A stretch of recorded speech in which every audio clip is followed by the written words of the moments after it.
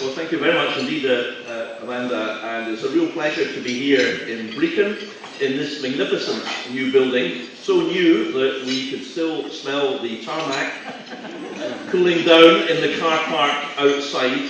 And isn't it a real tribute that here in Brecon, in Angus Council, that they've achieved such success with the school and leisure centre, an excellent facility. I was just discussing with the Provost, who will follow me, and colleagues from Angus Council, how well they have done. They've delivered just about the lowest council tax in Scotland, and they've been doing that for many, many years, whilst delivering the same quality of services as elsewhere. And their apprenticeship scheme and their approach to business, I think, are examples which some of their peers could follow. And it's fitting, of course, that we hold this event here in a rural location. And as Amanda said, I have represented a largely rural constituency for 17 years, initially Inverness East, Nairn and Lochaber, which had at least 3 attributes, because in Scotland and the UK it had the highest mountain, the deepest loch, and a most intelligent and discerning electorate. Does anyone know what the deepest loch is? I mean, everybody knows Ben Nevis is the Loch Morar. What an intelligent audience we've got. But that experience of 17 years representing a constituency which, although with the Highland capital and Nairn and many other small towns, was largely rural, I hope has equipped me for the job that the First Minister has asked me to undertake, and which I'm delighted to possess. And I'm particularly here to be present with you at the second meeting of the Scottish Rural Parliament after the first one in Oban. And Mike Russell, who I believe was the keynote speaker at Oban, spoke very fondly of that event. You're a new institution. You and McElraith said, you know, Rural Parliament, what's it for? What will it do? Why are you here? In the way that these guys do. And good questions. But of course, all of us who live in rural Scotland, and Fiona and I and our 8-year-old daughter Natasha stay in Dramulli, which many of you will know is just outside Bowton Garden, so you know we're a couple of miles from the nearest sticks, as it were. But those of us who live in rural Scotland know that many of our neighbours and residents feel disconnected, isolated. They feel that the issues which concern them are all too often either overlooked or not sufficiently respected, and that money doesn't find its way out of the cities in too many cases. These are typical views that, of course, I think are prevalent in many, many rural areas, and therefore a voice for rural Scotland is absolutely essential. I think the Rural Parliament most certainly is playing a role, albeit you're only 2 years old, so starting off, but playing a role in that. So I warmly welcome the Rural Parliament continuing, and I'm delighted to be here and be part of it.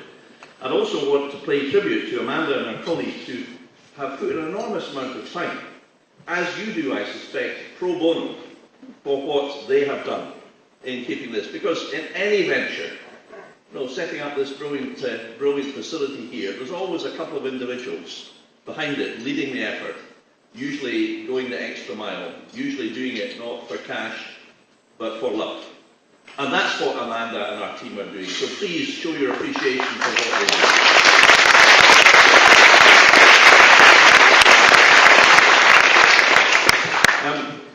I was asked by Nicola when she appointed me to the post that she wants me to drive forward the rural economy. That's what she wants to do, and that's what I've always sought to do in various roles I've had, and what I'm delighted to do now. And there's great opportunities, I believe, in all the areas of the traditional areas of the rural economy, and farming, fishing, now agriculture, forestry, field sports, tourism, and many others. But of course, we hope that once rural Scotland can be connected properly digitally, then, and I'm just going to come on to talk about that, then the effect of that is to flip the disadvantages of rural Scotland. They used to call the internet the death of distance. I see it more in rural terms as the birth of opportunity. And increasingly, I and many of my colleagues, and Callum Kerr MP is here, I see I'm not deliberately neglecting anybody else, but I haven't seen any other MPs or MSPs. Are there any others here? Just Callum, but anyway, there we are. Thanks, Callum. Double name check there for you. But I think it's true to say, and this is not party political at all, but every single one of us who are elected in rural constituencies, connectivity is moved right up to the top of the agenda. At my own surgeries 3 last Friday, in each of them, in Nairn, in Grantown and Inverness, broadband was mentioned. In one of them, a small community, Cromdale and Adby, came to me with an idea about how to advance their own scheme, but needing help and advice. Fortunately, that community are sitting in quite a lot of cash from community benefit from a wind farm. So there's an opportunity to play a part in trying to tackle the problem. They won't be alone in that respect.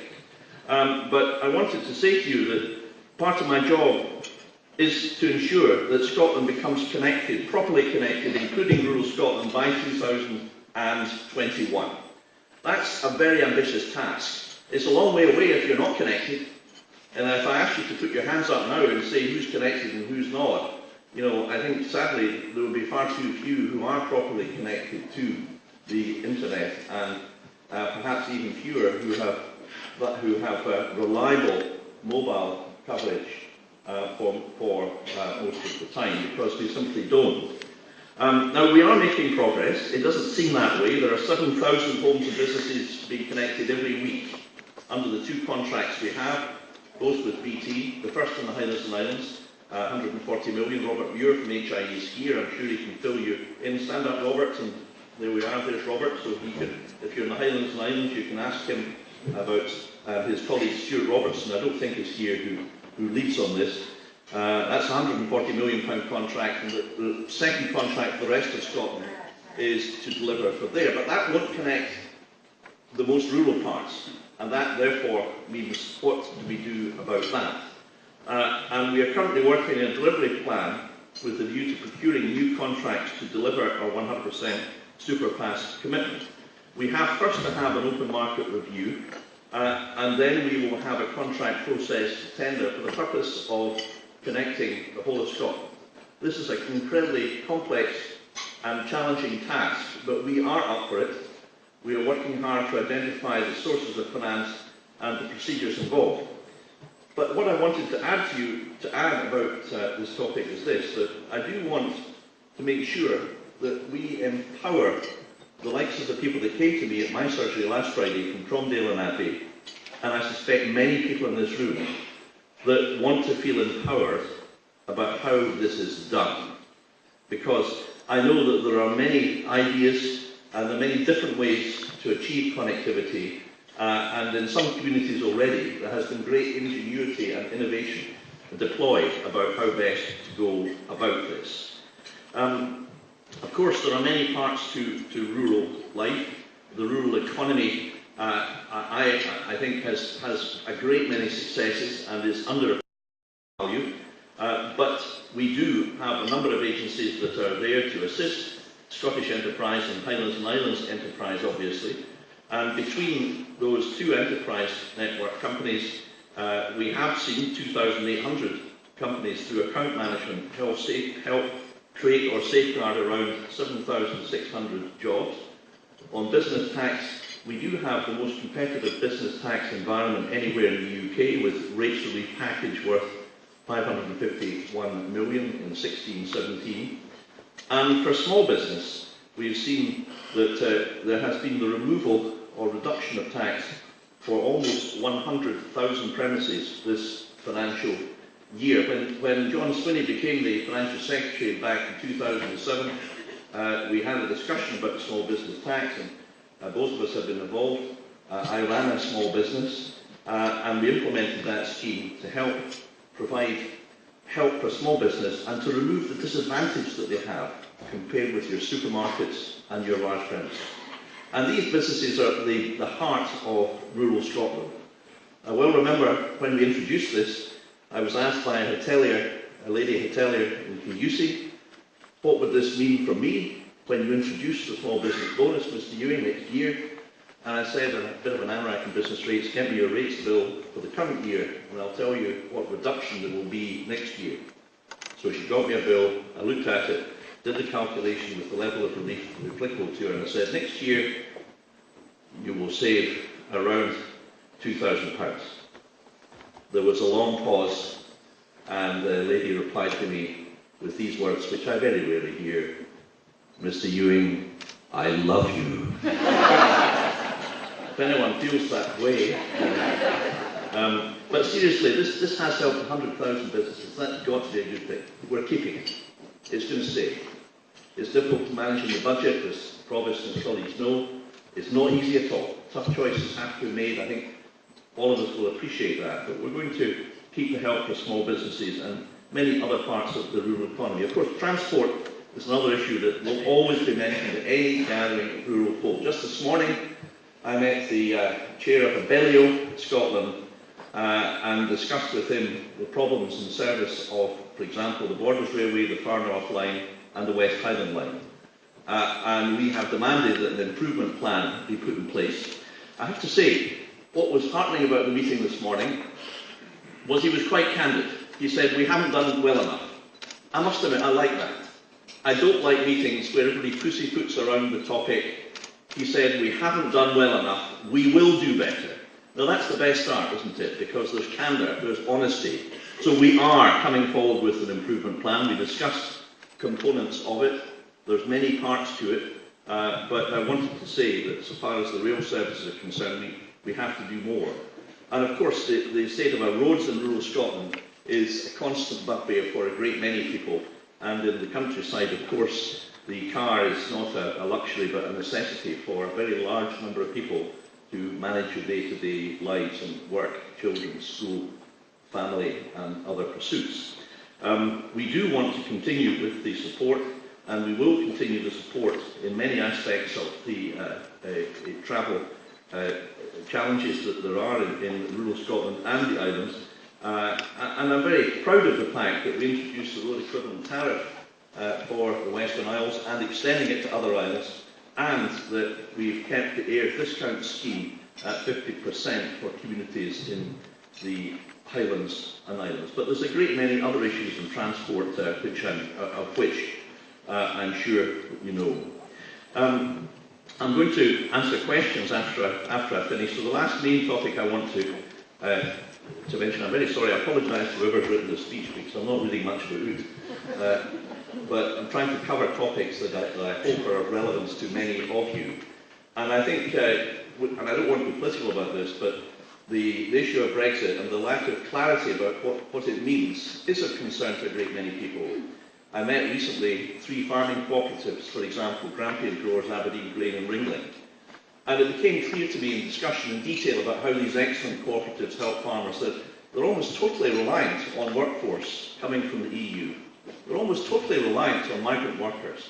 Now, apart from anything else, as a human being, these are people who come here, who work hard, who are choosing to come here, to put their heart and soul into what they're doing, very often on low pay, and very often hard work. And I think, as a matter of respect and decency, it behoves us to value their contribution and say, you are welcome in our country, and you will stay here.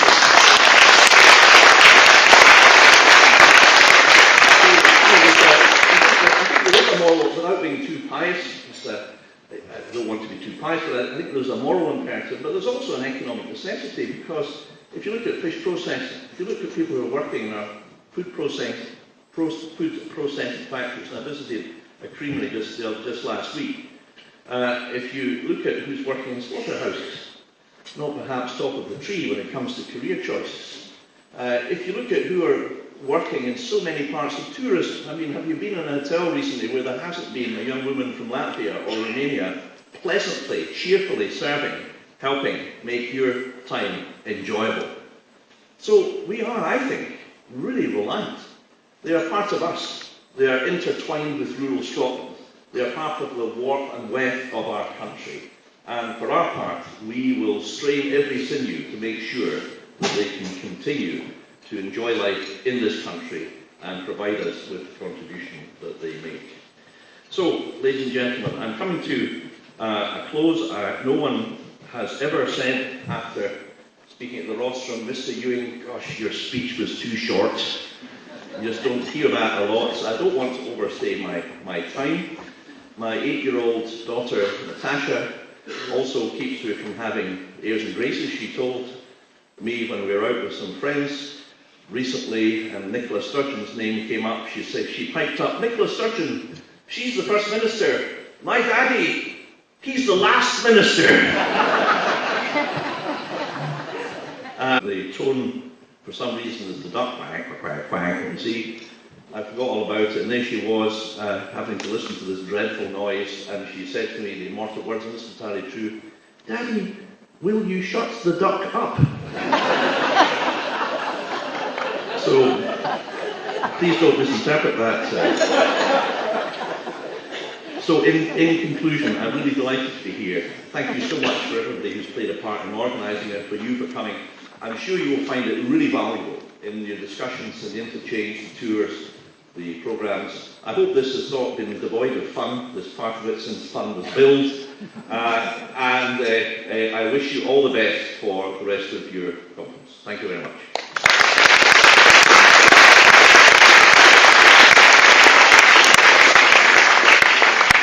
Thank you very much, Dominic Secretary. We're not going to let you go just yet.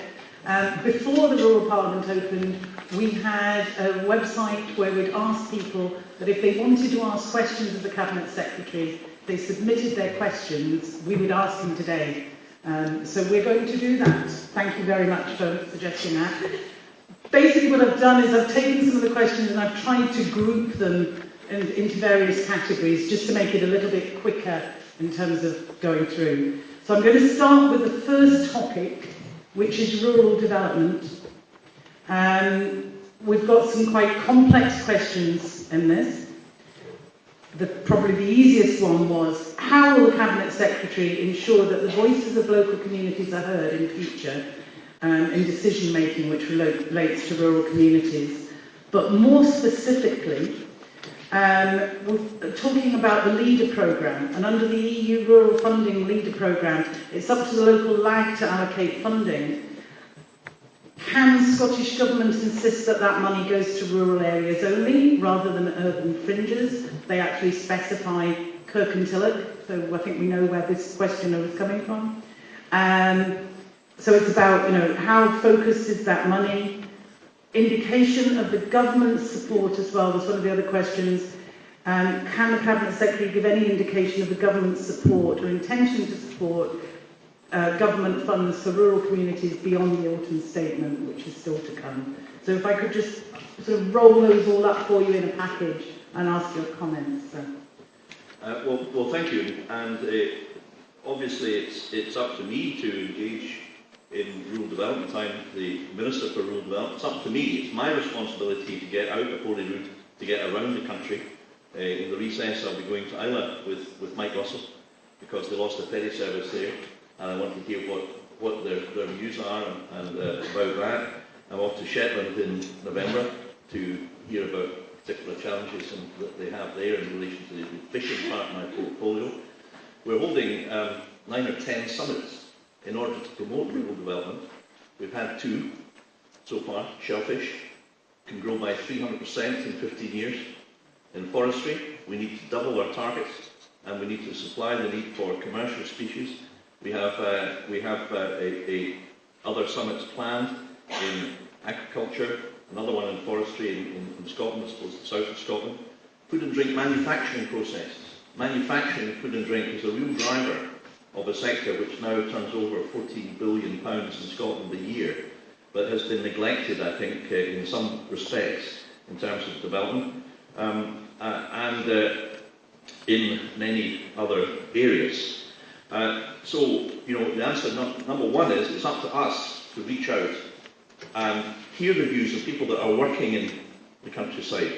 I'm a great believer that if you listen to the views of people who are working in industry in a particular area, you've got a chance of getting it right. If you don't, you've got no chance of getting it right.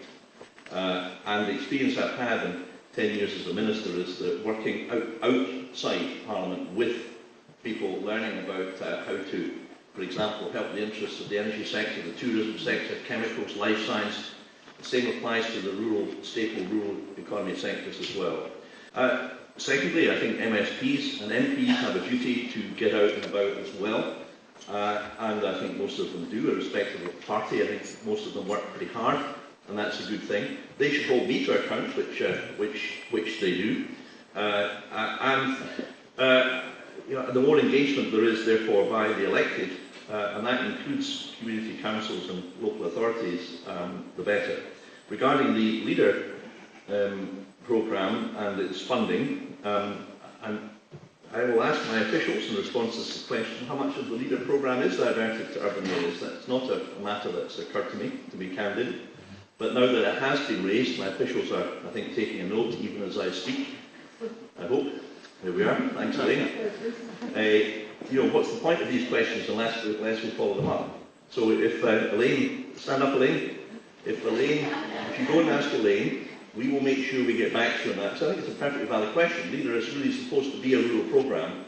So I don't know the answer to your question, but I will find out. I suspect it probably does largely go to rural programmes, but we will find out. The funding of LEADER is Pillar 2 of the CAP. It's European money. It's into that category. I think the day before yesterday we got a further letter from the Chief Secretary of the Treasury, the one-pager, and it appeared to indicate that the Pillar 2 monies, including LEADER, will be secure up to Brexit, up to as the Westminster Government said, the date when the UK ceases to be a member of the EU. Now, the thing is, we don't actually know when that date is, do we? We know it cannot be before the 2 years after the trigger. And the trigger, I believe, has been indicated by the Prime Minister as March next year. So funding should be safe until March 2019, and possibly beyond, but we don't know. The problem about that is that the SRDP programme, which LEADER is part, lasts for 5 years, and it goes on until 2020. So from the point of view of us administering it, and you understand we're running a budget, we can't issue guarantees about funding if we don't know that the funding is there to be provided to meet the guarantee. That said, however, the letter we received was at least a step forward and a step in the right direction. There are many people I've met, including at the farm in Pershing not so long ago actually, that have been talking about shelving SRDP projects simply because, how can private businesses put money in if they don't know that the match funding that they were promised will come out. But let's be positive. Up till this week, the funding was guaranteed only to the date of the autumn statement, and that was a much more serious problem. So I think now that there is some sort of glimmer of light at the end of that particular tunnel. That's good news indeed. Thank you. Moving on to the next topic, which is certainly on mental health, and this is a question from Scottish Rural Churches. Given the link between poor mental health, suicide and alcohol misuse, how realistic is the government's aim of improving the well-being of communities and individuals while it also promotes the whisky production and sales that are so important to the Scottish economy? So I think they're asking, are we in effect promoting alcohol consumption in order to pay for the effects of alcohol misuse? Well, I don't think so myself, although I can see how the argument can be framed. I think just because alcohol is available, it doesn't necessarily cast responsibility onto governments or distillers. Indeed, for those who sadly may misuse that substance, and of course the similar argument applies to drugs, although of course most of those are illegal. When I was Community Safety Minister for 4 years, I produced a new strategy for drugs called the Road to Recovery. And the essence of that strategy was a very simple notion that for help to succeed, for those who are kind of in the grip of an addiction or recovering from addiction or seeking to struggle to recover from addiction, this is a kind of process, not an instant in time. The key is to treat everyone and everyone's needs separately as their own needs, and to look at solutions which focus on what every person, every human being needs. That was the idea behind it, and I think that must be the right approach. Maureen Watts is the Minister for Mental Health. It's the first time there has been a Minister for Mental Health. All of us who hold surgeries know that I think mental health issues, whether they're mild or acute, are not as uncommon as perhaps is thought, and therefore it is a most serious issue affecting the rural communities as everywhere else. And I hope we are all, whatever our party may be, taking it with increasing seriousness, and I think in fact that is the case. Excellent, thank you.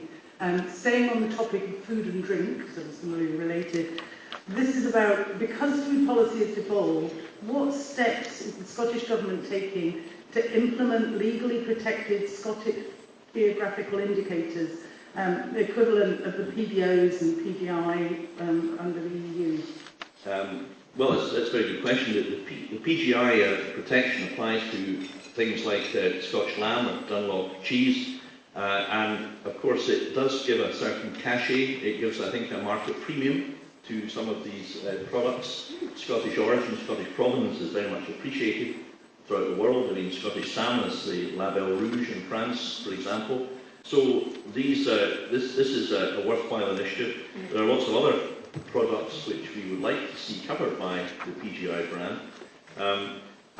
It is something which I believe is linked to membership of the EU. I think that's the case, and therefore the future of the status is not quite clear at the moment, but what we are doing is seeking clarity on that, because it would seem to me to be foolish to in any way disturb something which is pretty successful.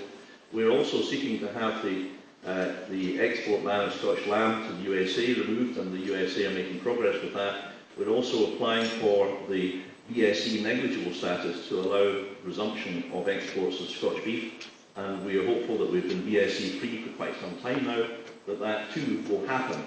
And I think, you know, the food and drink in Scotland, as we've enjoyed here from the hospitality today, the increase in quality has been tremendous over the past 10 years. The growth and interest in cooking, the interest in television, celebrity chefs. I mean, these weren't around when I was a lad. It's all good news, it's all progress, and there's an awful lot more we can do. And of course, rural Scotland is at the heart of this, and rightly so. Excellent, thank you very much. There were quite a lot of questions about broadband, but I think that the Cabinet Secretary's covered broadband already in his talk, but perhaps we will ask him for written responses so we can publish all of this on our website later on. Well, actually, Callum Miller's an expert on broadband. We can see it. We can talk to Mr. Kerr. He can provide all this. He used to work in the area, actually, to be serious. So. We will be doing 2 workshops this afternoon. Sorry about that, Callum. One of which Callum will be in, so if you want to know about 5G, that's your one. And so finally, Cabinet Secretary, may I ask you just to finish off, one of the questions that we had is, you know, how do we know that the government will listen to what happens at the rural parliament and will take action on the issues that we put forward over the next 3 days? So in summary, I would ask you to, if you could give us a response to that. Well, we will, because we have officials who are here and who will take notes and report back. We will. We have many friends and many people we know here, and I've had the pleasure of having a quick discussion with some of you. I'm sorry I have to go and do other things shortly after this, so I have to leave fairly soon. But how do you know that you'll be listened to? Well, we have to listen to you. We are accountable to you. You pay for us. We work for you. We represent you, and tomorrow's achievements are in one sense irrelevant. We have to look forward to tomorrow and continue to do our very best to secure the objectives that I think in large measure are shared amongst us. So we're determined to do that, I think, and I believe that applies across everybody that is represented, all the representatives in the Scottish Parliament. Thank you very much. May I ask you all to thank the Cabinet Secretary for his time and